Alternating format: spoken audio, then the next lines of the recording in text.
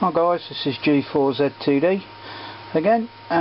This picture I'm showing you here is my sort of Dremel tool that I use for drilling out PCBs. As you can see, the little small drill bit at the bottom.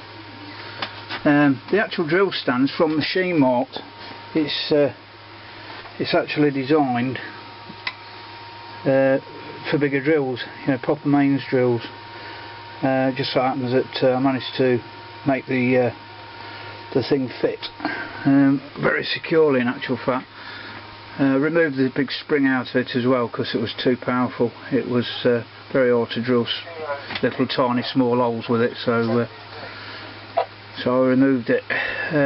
Anyway, what I find is when you're drilling you never have enough light, so the printed circuit board that you've seen at the beginning of the video is this fellow here sitting there, and just turn the amateur radio down because it's annoying me. That little board there, and I don't know if you can see whether it's very clear there, but anyway, this is what it is. If I turn the power pack on, as you can see,